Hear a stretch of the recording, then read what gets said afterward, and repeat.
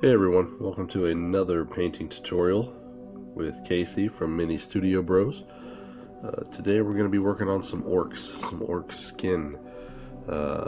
First off, if I sound terrible, I have a massive, gnarly head cold going on right now. I'm going to try to keep the sniffles and the coughing to a minimum. At worst, edit them out of the video.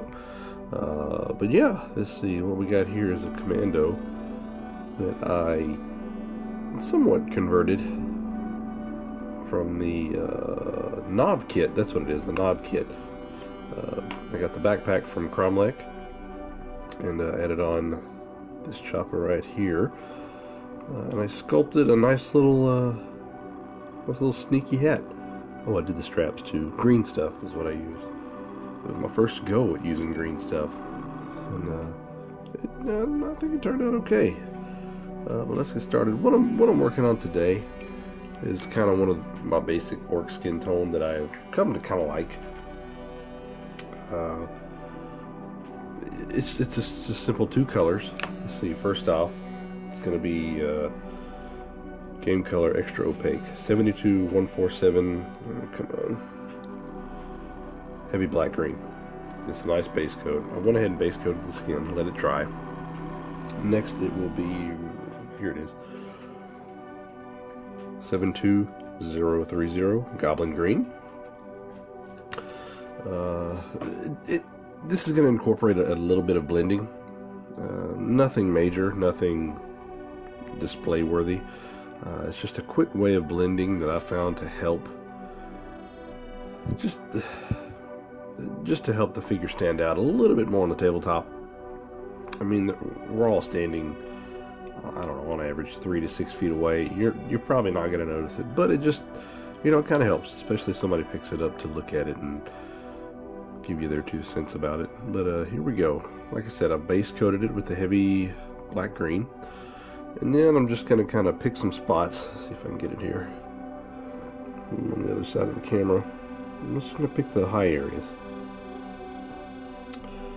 And just orcs have nice big muscles that are very forgiving, actually, and there's no rhyme or reason to this. It's just what I think is kind of the raised areas, and I'll just kind of do that.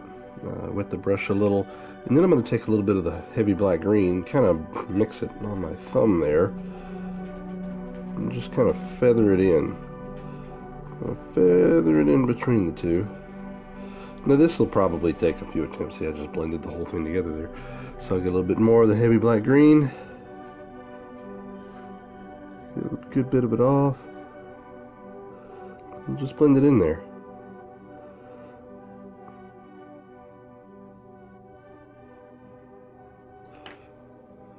And then if it dries, it doesn't really matter. You just always go back and fix it. Get some more of the heavy black green. Kind of mix it in there.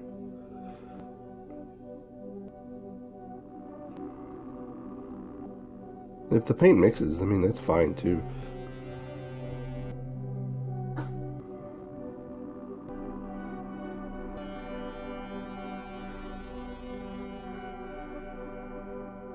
Sometimes it's better for it to dry anyway.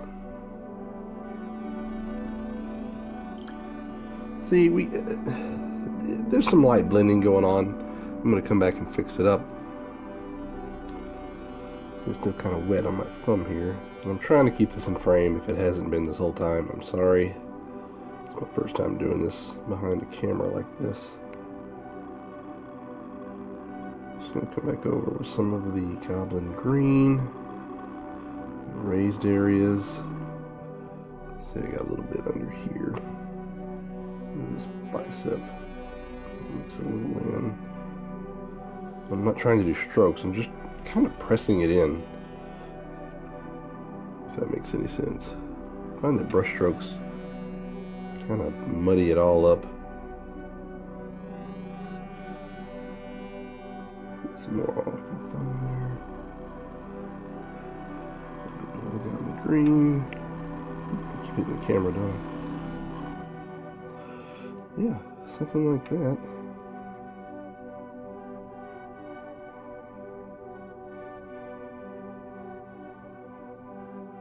And that's kind of the basics, or basic part of it.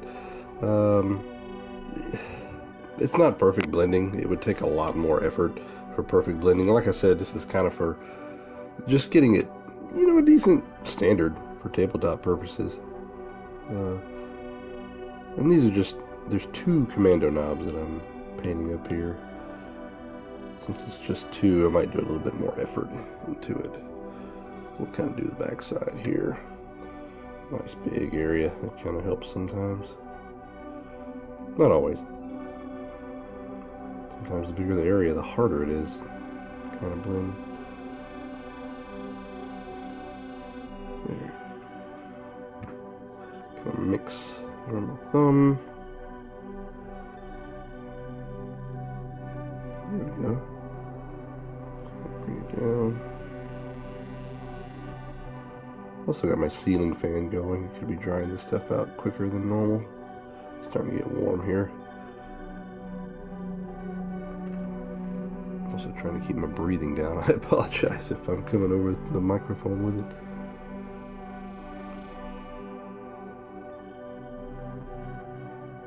Yeah, something like that. If I feel like I'm putting on too much paint, I'll just wipe off the excess on my thumb here, and away I go.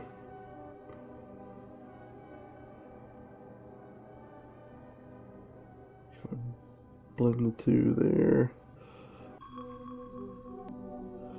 There.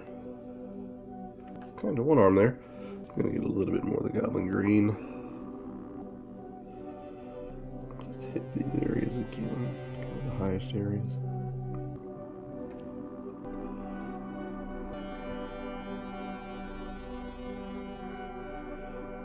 What I'm going to do is I'm going to finish up the rest of the body. You kind of get the gist of it here. Like I said, for perfect blending, it would take a lot more effort on each. I mean, I would have to focus my time on this one section here. Maybe here, because the paint dries so fast that I would literally have to just focus down each individual muscle group to try to blend it properly. But once we're finished with it, I like to hit it with a glaze. We'll get to that after I finish the body, and I'll show you what I do. See you in a bit. Before I move on to the glazing part, I just wanted to show, kind of what I do with the faces. Come on, there we go. I like to try to keep it simple. I do blend the chin area.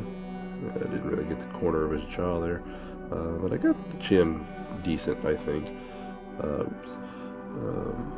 I just pick out the highest points. There we go. I try not to really get overly complicated. I did a little bit of the neck there, not a whole heck of a lot. This took maybe 10 minutes, honestly. Now if I had a whole horde of boys, I don't know. But for knobs or some elites, like some of them, let me see if I can grab one without hitting the camera too much. I think one of the commandos. Got one of the burners here. Just some simple blending, nothing major. I mean, some of it looks like garbage, honestly, if you look close. Put it in the view. There we go. These are old pewter models. It's really fast. Like I said, for your elite units, it's not bad to kind of give them a little bit more love with the paintbrush. But give me just a moment, I'll get the glaze ready, and we'll be right back. When I say glaze, I really mean wash.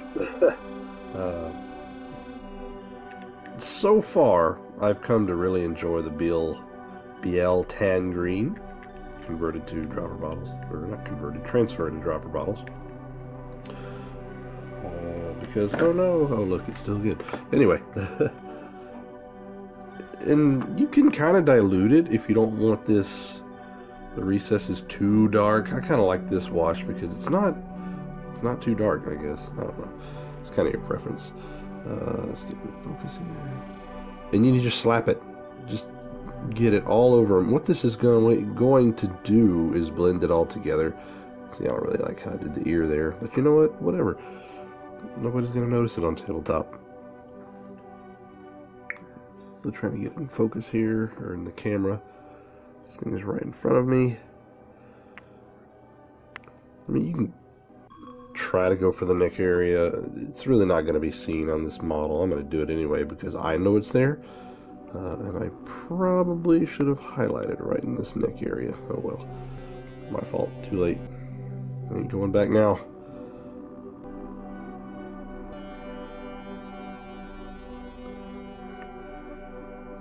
Keep hitting the stupid phone.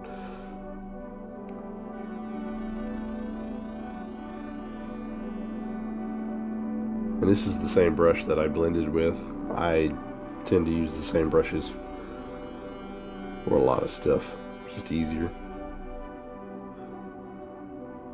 Instead of having always to go back to one that I use for this or this brush for that. It's just a paintbrush. Just use it. Oop, didn't blend this. Camera here. I did not blend this part of the elbow, but you know what? Oh well, too late.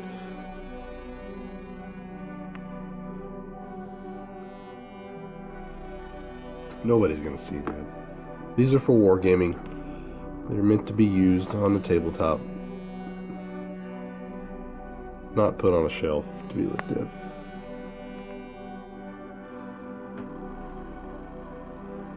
I think I got everything. Yeah, we'll let that dry, come back, and I'll show you the end result. Alright guys, we got a finished product here.